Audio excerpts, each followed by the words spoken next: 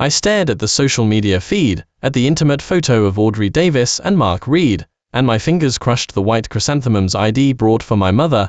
Today was her death anniversary, yet she captioned it, "The happiest day." The smirk I'd heard from Mark Reed on the phone was still echoing in my mind. It was only then that I suddenly realized that for the past 10 years as a live-in husband, I had been feeding a wolf in sheep's clothing. Today marked the 3rd death anniversary of my mother. I glanced at the empty bed beside me. Audrey Davis had said she was working late last night and still hadn't returned. I sent her a message, but she hadn't replied. Without waiting for her, I decided to go to the cemetery alone. On the way, my thoughts drifted to my deceased parents, and the years I had been married to Audrey Davis. Back then, to repay her for saving my mother's life, and as her parents were pressuring her to marry, coupled with her recent breakup with her ex-boyfriend, I moved into the Davis family home as a live-in husband. However, after we got married, she was somewhat restrained at first, but later became increasingly unrestrained. After leaving the cemetery, just as I was about to drive home, I casually opened my social media feed to take a look, and instantly felt as if I'd fallen into an ice pit.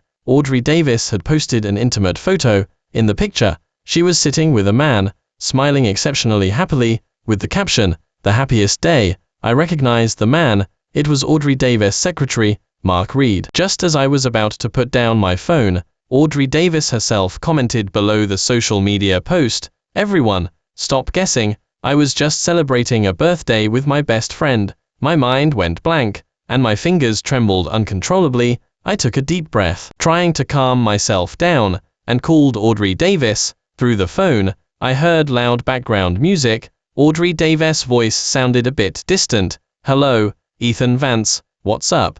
Where are you?" I asked, trying to keep my voice calm. "Oh, I am working overtime at the office," Audrey Davis said casually. I couldn't control my emotions any longer. "Overtime?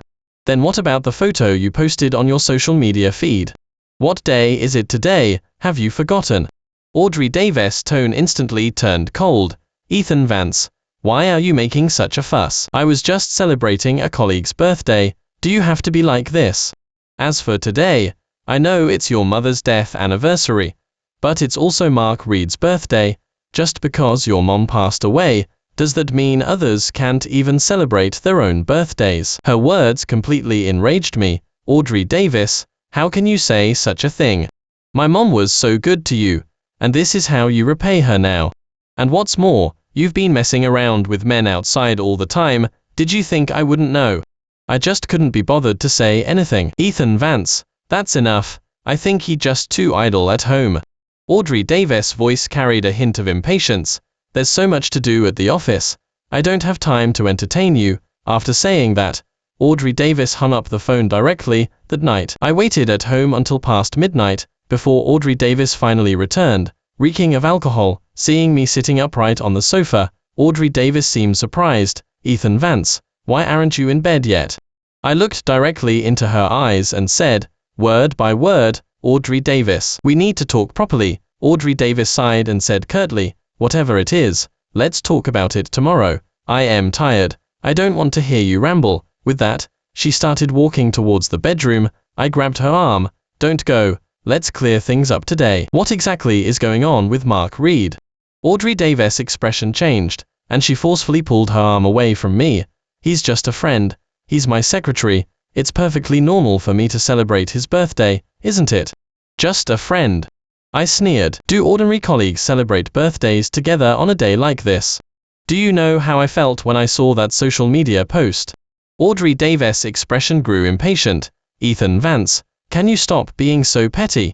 I admit I forgot it was your mother's death anniversary. I apologize." "Okay." I took a deep breath, trying to calm myself down. "It's been 3 years. I've put up with you for 3 years. Any debt of gratitude should be repaid by now. Let's get a divorce." Audrey Davis suddenly stood up, her tone turning sharp. "Ethan Vance, what do you want from me? Does my life have to revolve around you and your dead mother forever? I have my own life, my own friends."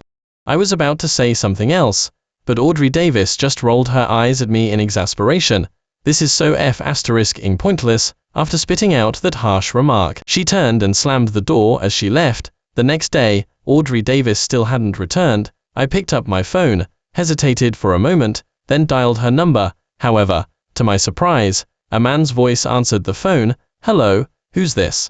I froze for a moment, then recognized Mark Reed's voice. I forced down the anger boiling within me and said coldly, "This is Ethan Vance. Put Audrey Davis on the phone." There was a few seconds of silence on the other end, then I heard Audrey Davis' voice. "Why are you calling? What do you want?" I took a deep breath. "Audrey Davis, when are you coming home?" "I want a divorce." A scoff came from the other end of the line. "Ethan Vance, are you pulling this stunt again? Every time we argue, you threaten divorce. Do you think that scares me?"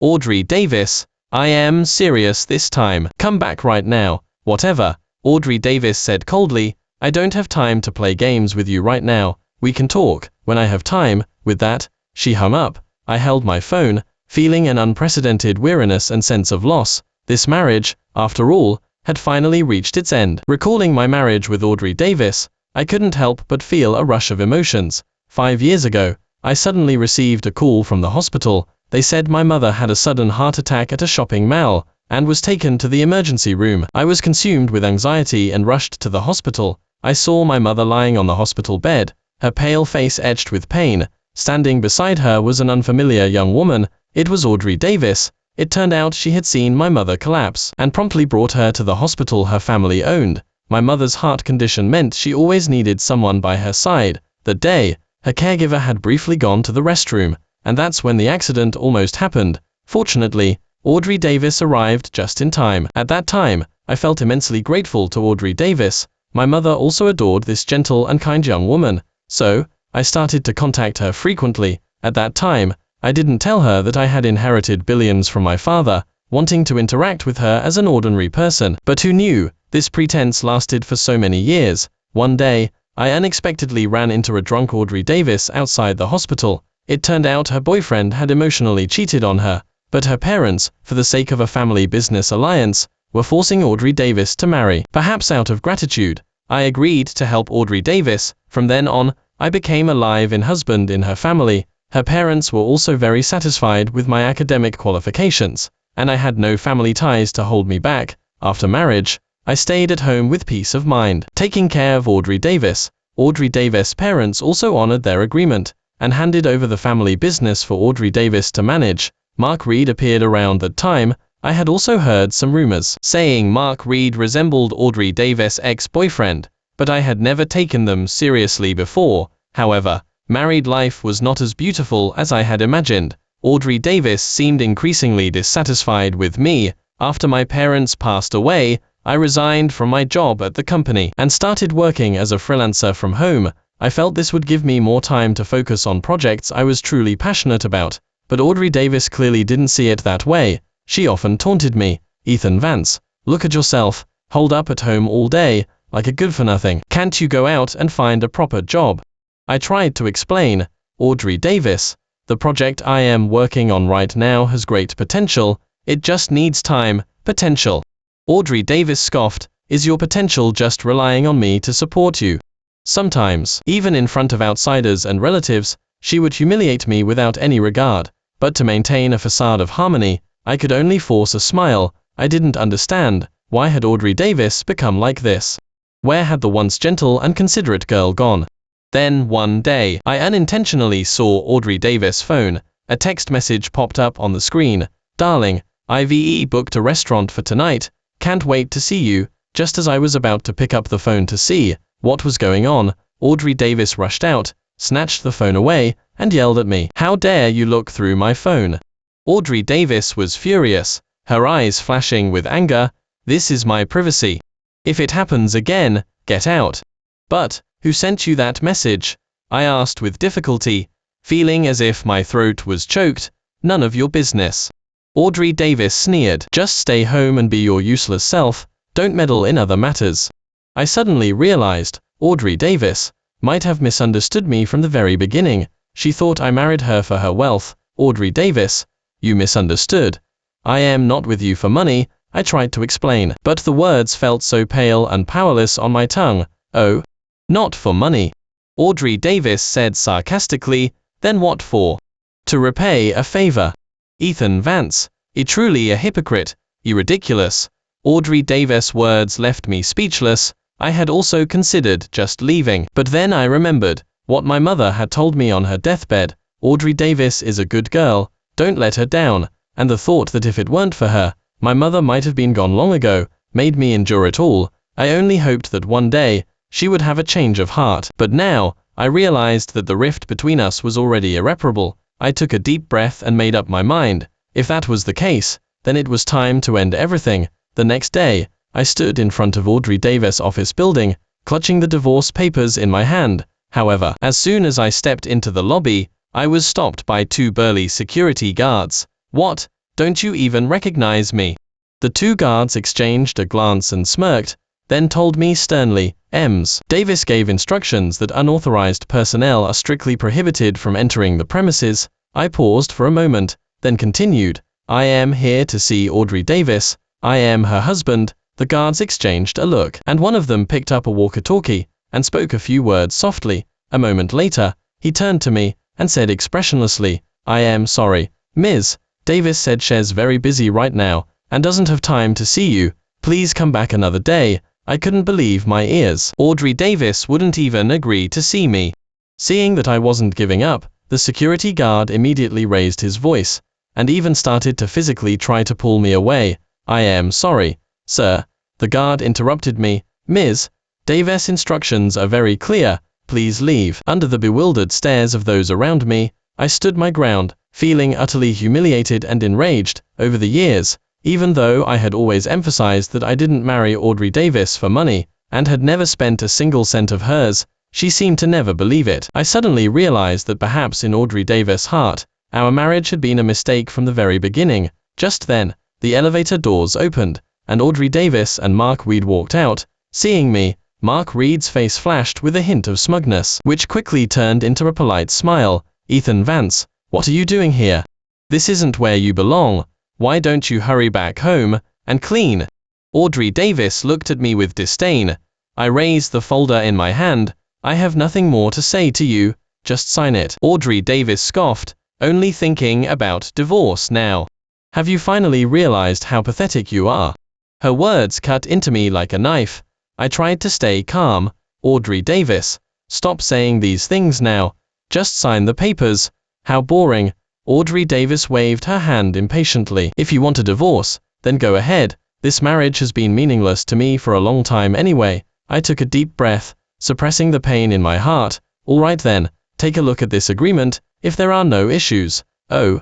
Audrey Davis raised an eyebrow. "You even prepared an agreement.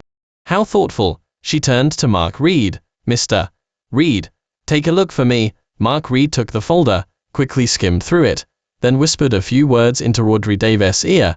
Audrey Davis' face broke into a sarcastic smile. "Ethan Vance, you're really generous. You've lived off me all these years, and now you want to just walk away." I felt a surge of anger. "Audrey Davis, you know perfectly well I never." "Enough." Audrey Davis suddenly raised her voice. Chapter 5. Ethan Vance, stop pretending here. "Do you think I don't know why you married me back then? Wasn't it just for the Davis family fortune?" I looked at her, shocked. "How can you think that? I married you because I loved you, because I was grateful to you." "Grateful?" Audrey Davis sneered. "Your gratitude means loafing around all day, living off me." I felt a deep sense of powerlessness. "Do you know, Ethan Vance?"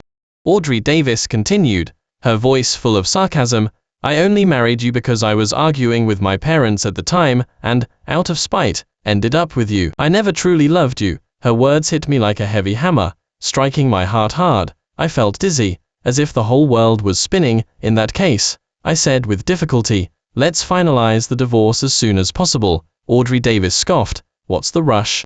I haven't had enough fun yet." With that, she turned and walked away. "Mark Reed, let's go. Don't mind this good-for-nothing." Watching Audrey Davis and Mark Reed's intimate interaction, I felt a deep sense of pain and humiliation. I understood that Audrey Davis was doing this on purpose, just to provoke and humiliate me. I stood my ground, watching them disappear into the elevator, feeling an unprecedented rage. I suddenly realized that all these years, I had been deceiving myself. I thought there was still love and hope between us, but in reality, it had all been my wishful thinking. Leaving the office building, I wandered aimlessly through the streets. Before I knew it, evening had fallen. I found a bar and walked inside. Only after entering did I realize it was the bar Audrey Davis used to frequent. Loud music immediately enveloped me. I found a corner seat. Glass after glass. My thoughts grew increasingly muddled. Just then, my gaze was suddenly drawn to a man and woman near the stage. The woman's back looked unusually familiar.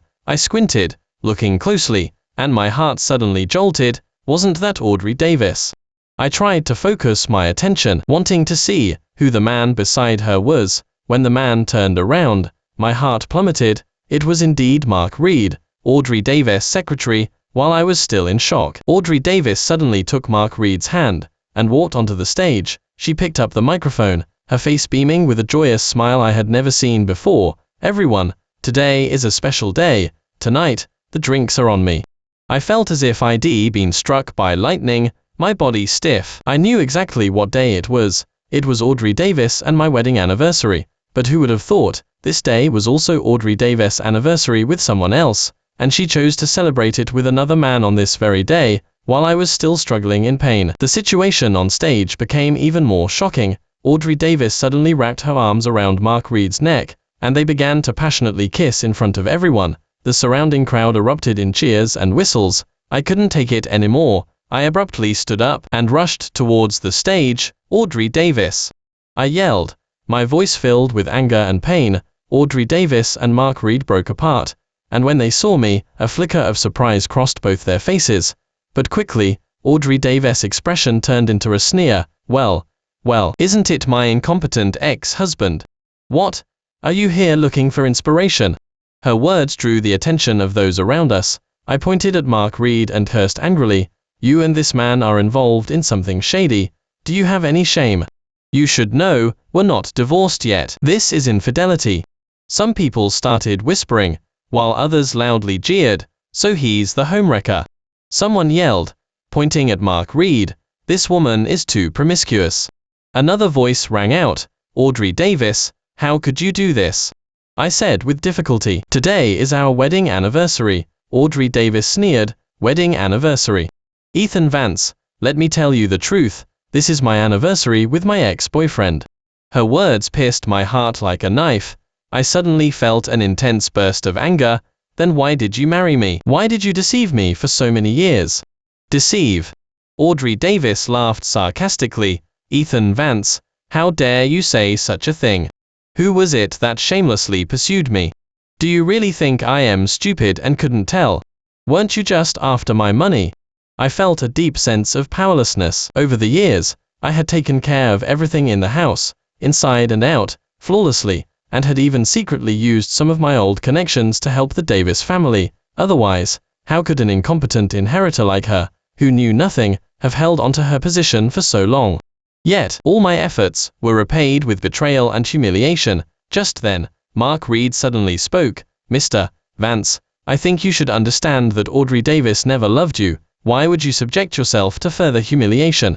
His words completely enraged me. I rushed onto the stage and punched Mark Reed in the face. The bar instantly descended into chaos, and security guards rushed over to separate us. Audrey Davis watched all this, a disdainful smile on her face. "Ethan Vance, look at yourself now, it's pathetic." Her words were like a bucket of cold water poured over me. I turned and left the bar, my heart filled with sadness and rage. However, what I didn't expect was that Audrey Davis' retaliation had only just begun. The next morning, I received a call from an unfamiliar number. It was a staff member from the cemetery. He told me someone was causing trouble at my parents' grave site. I immediately rushed there, only to witness a heartbreaking scene. Audrey Davis and Mark Reed were standing in front of my parents' grave, and Audrey Davis was furiously spraying paint on it. "Look at the wonderful son you raised.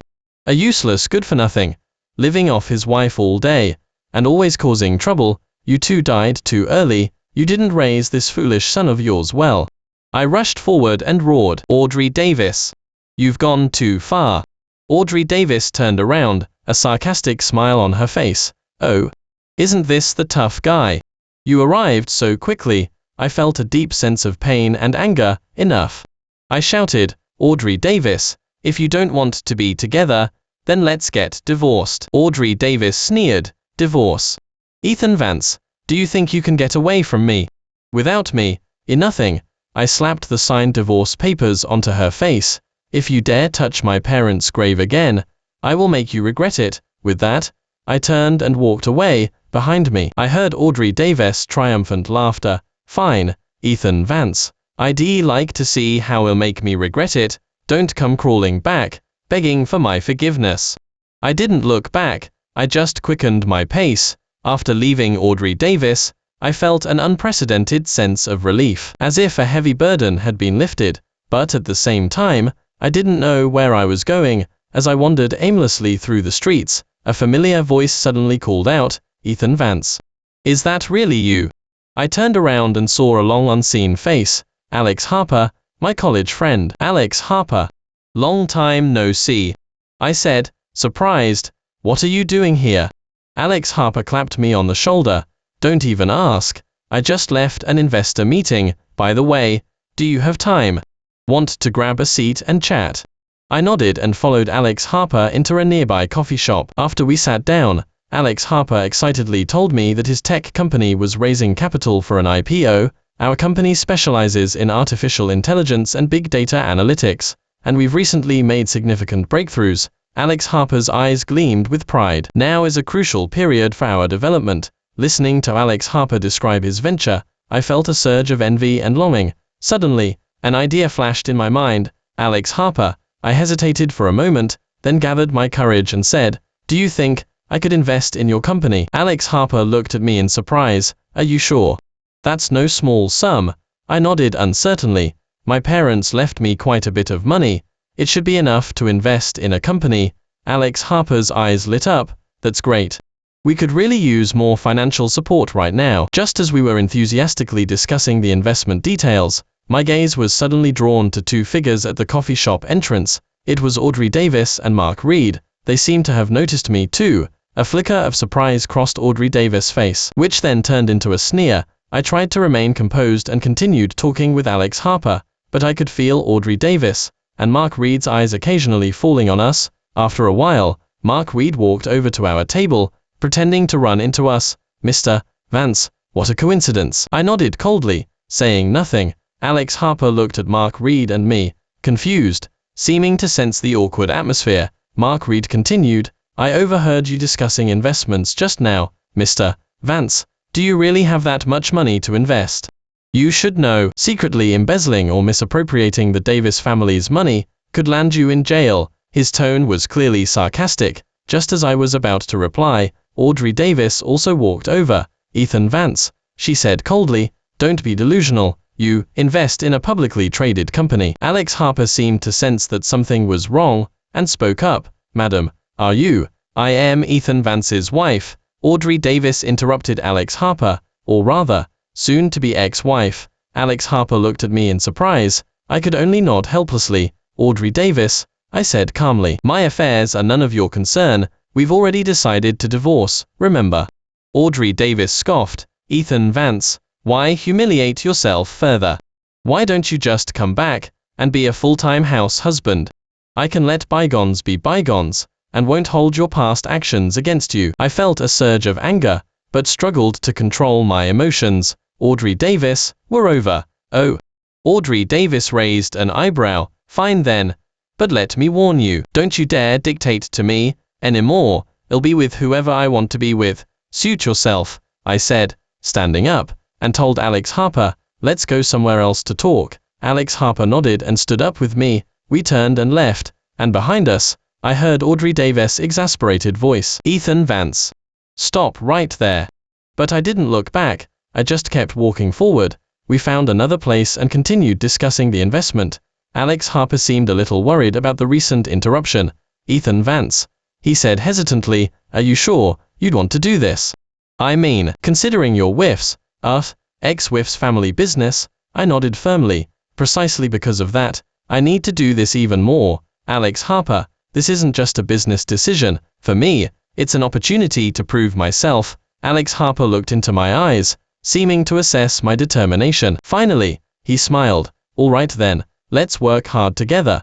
But I warn you, this path won't be easy. I know, I said, but I am ready. A week later, I officially became one of Alex Harper's company shareholders when I received the stock certificate. I felt an unprecedented sense of accomplishment. This might just be a small beginning, but to me, it meant a great deal. In the blink of an eye, Alex Harper and I had been running our company for over a year. During this year, we endured countless sleepless nights and overcame innumerable difficulties, but our efforts finally began to pay off. With substantial capital and excellent technology, our company's growth rate far exceeded expectations. Our AI algorithms caused a sensation in the industry, and our big data analysis system became the preferred choice for many large enterprises. Our market share grew at an astonishing rate, even starting to erode the market share of some established companies. Every time I saw the company's performance reports, a wave of pride would swell within me. I had finally proven my capabilities, no longer the incompetent husband Audrey Davis used to mock. However,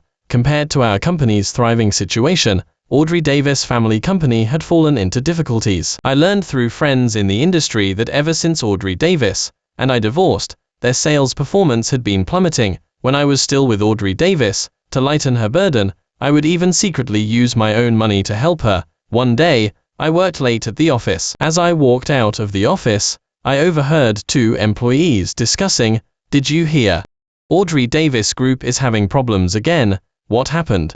I heard their new product had a major defect, causing a huge number of customers to cancel orders. Chapter 9. I couldn't help but stop and listen carefully to their conversation. Although Audrey Davis was no longer my wife, hearing this news still left me with mixed feelings. Just then, my phone vibrated. It was a news alert. Robert Davis, chairman of Davis Group, dies suddenly of heart attack. I froze on the spot, unsure how to react. Although I hadn't spent much time with Robert Davis, he had always been good to me, and had even tried to reason with Audrey Davis when we were going through our divorce. Now that he had suddenly passed away, I couldn't help but feel a little sad. In the following days, I learned through various channels that Audrey Davis had taken over the entire company, but she clearly knew nothing about running a company, and could only rely on Mark Reed's advice. As time went on, Audrey Davis' company continued to lose market share. Some employees from our company told me that they often received resumes from Audrey Davis' company employees. One morning, as soon as I opened my social media, I saw the topic Audrey Davis Group scandal trending. It turned out an employee from Audrey Davis' company had exposed online, revealing the severe rampant nepotism within the company and the exploitation of ordinary employees. This expose quickly drew public attention and anger. I clicked on the comments section and saw overwhelming criticism. This is their so-called long-standing enterprise. It's simply a feudal family business. No wonder their product quality is getting worse and worse. So this is how they are managing it. Audrey Davis, the CEO, probably only knows how to enjoy herself and nothing about running a business, right? Just as the public outcry intensified, Audrey Davis' company suddenly announced it would hold a press conference. Curious, I opened the live stream. Audrey Davis appeared on screen. She looked much more haggard than when I last saw her. She took a deep breath and began her speech. To all journalists and concerned members of the public interested in the Audrey Davis Group, hello everyone. First, I want to apologize for the recent issues within the company. As the company's leader, I bear an undeniable responsibility. I watched the screen in surprise. This woman, publicly apologizing. Audrey Davis continued, to fundamentally change the company's current situation and improve management. I have decided to hire professionals to manage the company. Hereby, I officially announce that Mr. Mark Reed will serve as the company's general manager, fully responsible for the company's daily operations. The camera turned to Mark Reed, who was standing beside Audrey Davis. His face bore a confident smile as he waved to the reporters. Seeing this, I couldn't help but frown. Although Mark Reed was very adept at office politics, did he really have the ability to reverse the company's decline? Just a few days later, I unexpectedly ran into Audrey Davis in the parking lot. She looked exhausted, but the moment she saw me, a sharp glint still flashed in her eyes. "Ethan Vance," she said coldly, "what are you doing here?" "Here to gloat." I shook my head, ignoring her. Audrey Davis scoffed. "Don't think you can get carried away just because you're doing well now. Let me tell you, your good days are numbered. Once our company pulls through this, it'll make you pay." Seeing her bluster, I gave a mocking smile. "Audrey Davis," I hesitated, but spoke anyway. "I know we're no longer married, but for the sake of your parents, who were always good to me, I want to give you a warning. Audrey Davis raised an eyebrow. Oh. Do you have some brilliant insight? I took a deep breath. You should be careful of Mark Reed. Isn't it too risky to hand over the entire company to him? What do you mean? My point is, you need to be careful, I said earnestly. Don't end up losing everything. Audrey Davis burst out laughing after hearing me. Ethan Vance is still so conceited. You don't need to worry about my affairs, just mind your own business. Watching her turn and walk away, I shook my head. You can't save someone who doesn't want to be saved. In the days that followed, I kept a close eye on Audrey Davis Company's developments through various channels. Initially, after Mark Reed took over as general manager, the company seemed to show some signs of improvement. They temporarily stabilized the situation by fabricating some impressive figures. However, as time went on, problems began to emerge. I heard from friends in the industry that Mark Reed was all show and no substance. They were constantly losing ground to competitors in the market, and their market share was shrinking. One evening, I was at home watching the financial news, when I suddenly saw a report about Audrey Davis Company. It was said that when the company was facing a crisis, Mark Reed proposed a bold plan to expand their footprint through high-risk investments and leveraged buyouts. I frowned. This strategy was undoubtedly a huge gamble in the current market environment. However, what surprised me even more was that Audrey Davis actually agreed to this plan. In the following days, I started noticing some strange phenomena. Audrey Davis seemed to have completely given up on managing the company, spending her days indulging in various lavish parties and social events. I even saw rumors of her and some wealthy businessmen in gossip news. Meanwhile, Mark Reed began implementing aggressive reforms. They frequently engaged in mergers and acquisitions, even venturing into areas completely unrelated to their main business. I learned through some internal sources that Mark Reed was embezzling company funds on a large scale and borrowing money at high interest externally. A bad feeling stirred within me. This business approach was undoubtedly playing a dangerous game. A slight misstep would lead to utter ruin. Sure enough, it wasn't long before news of Audrey Davis Company's cash crunch began circulating in the market. I heard that some suppliers had already started refusing to supply them, and employee salaries were being delayed. Just then, a bombshell shocked the entire industry. Mark Reed suddenly disappeared, and with him, hundreds of millions of the company's funds vanished. I immediately turned on the TV. Major news channels were all reporting the story. On the screen, Audrey Davis stood at the office entrance, looking pale and helpless in front of a barrage of reporters. Where's Mark Reed? Where did he go? A reporter shouted. Audrey Davis shook her head, her voice trembling. I don't know. We are doing everything we can to find him. What is the company's current financial situation? Is it truly insolvent? Another reporter pressed. Audrey Davis did not answer, merely lowered her head. Her assistant immediately stepped in front of her, announcing the end of the press conference. Watching Audrey Davis' disheveled appearance on TV, I couldn't help but feel a mix of emotions. Perhaps this was her comeuppance, as the scandal of Mark Reed's embezzlement came to light. Audrey Davis Company's stock price plummeted like a stone. Every day, when I turned on the financial news, I saw negative reports about Audrey Davis Company. The shadow of bankruptcy loomed over this once prestigious company. Just then, I received an unexpected phone call. Ethan Vance. Audrey Davis' tired voice came from the other end of the phone. Can I see you? I hesitated for a moment but agreed. Audrey Davis looked utterly haggard, completely devoid of her former radiance. Ethan Vance. She went straight to the point. I need your help. I watched her silently. Saying nothing, Audrey Davis took a deep breath and continued. The company is in a terrible state right now. We need capital turnover. I know you're doing very well now. Could you? I cut her off. Audrey Davis, aren't you expecting a bit too much?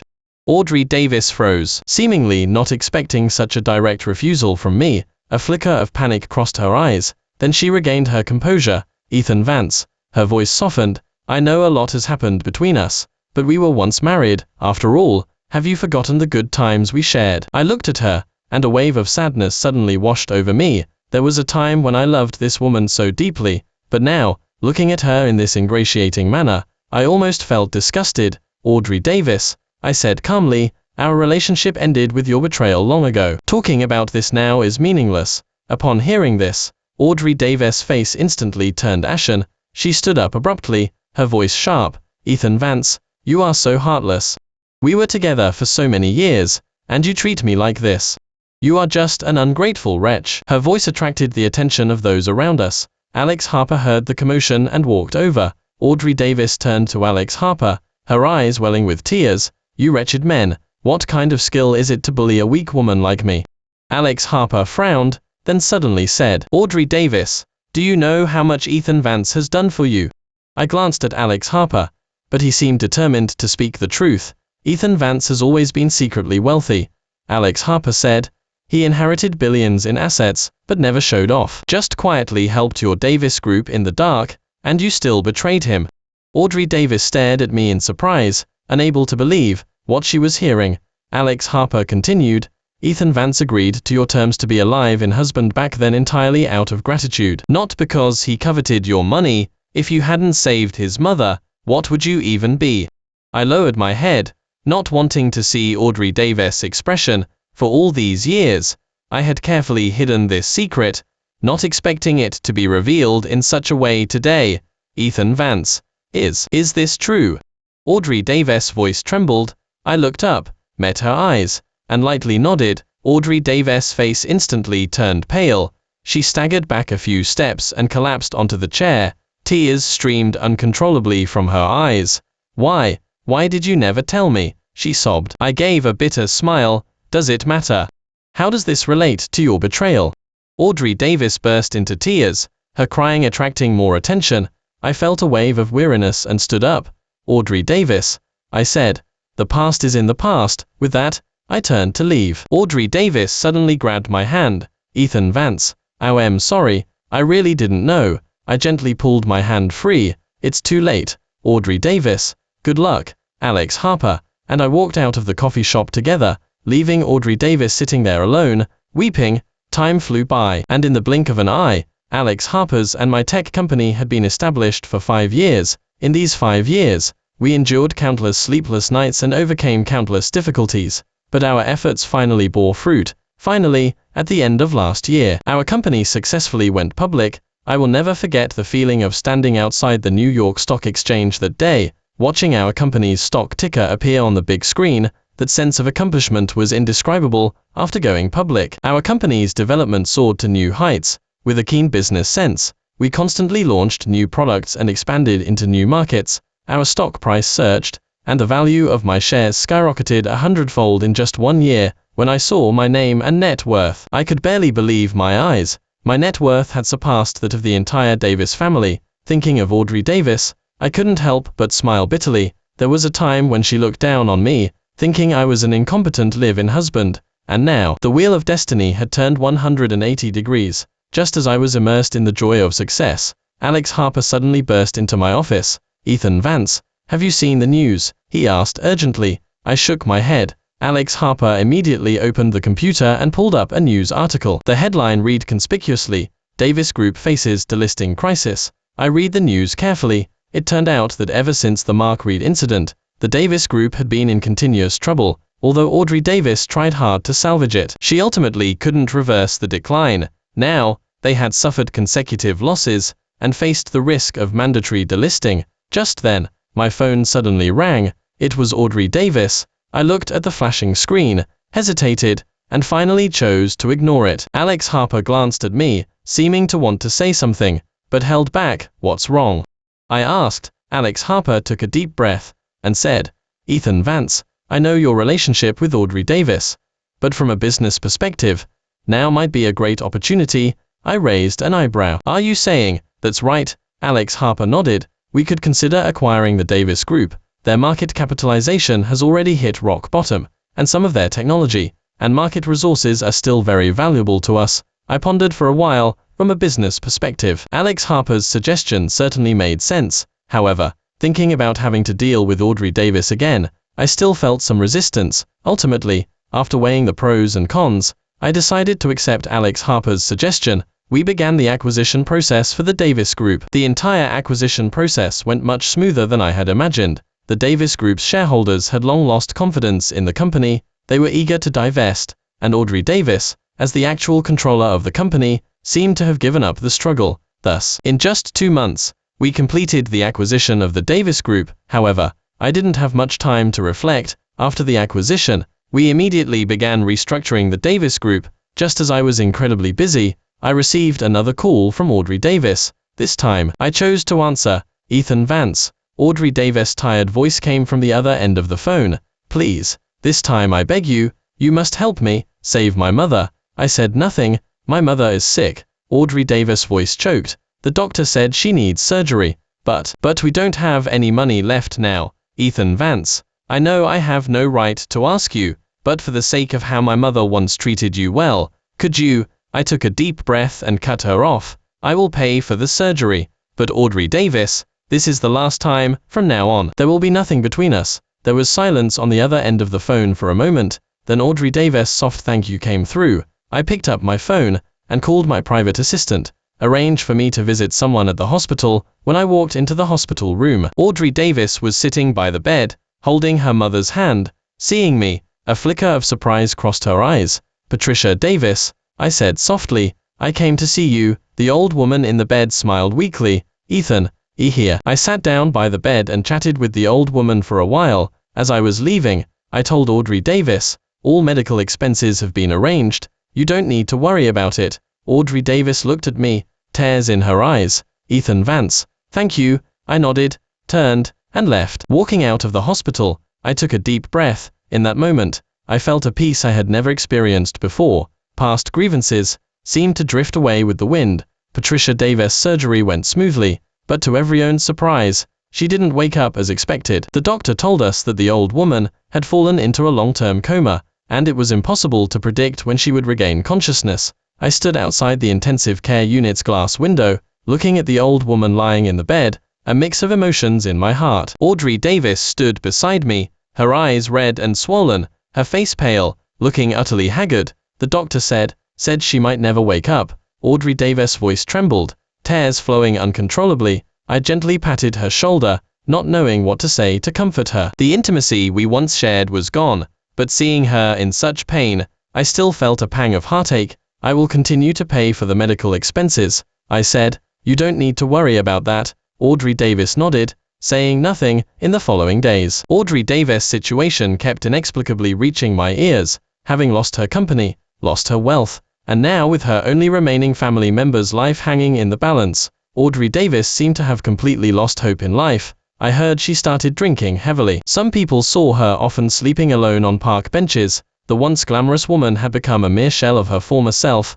until one day, I received a call from the hospital. Mr. Vance. The nurse's voice was full of sadness. Mrs. Davis. She committed suicide. My mind went blank, and my phone slipped from my hand. Alex Harper heard the commotion and rushed over. What's wrong? He asked. I took a deep breath, forcing myself to calm down. Audrey Davis. She committed suicide. Alex Harper's face also turned pale. When I rushed to the hospital, the doctor told me that Audrey Davis had taken a large number of sleeping pills, and had no signs of life. When found, I stood outside the morgue, looking at Audrey Davis' body inside, my heart filled with complex emotions. I never thought it would end this way. I arranged Audrey Davis' funeral, and also notified her few remaining relatives and friends. Few people came to the funeral. I stood there, looking at Audrey Davis' photo, suddenly feeling a deep sadness. Life is so unpredictable. Who would have thought that the once high and mighty Audrey Davis would end her life in such a tragic way?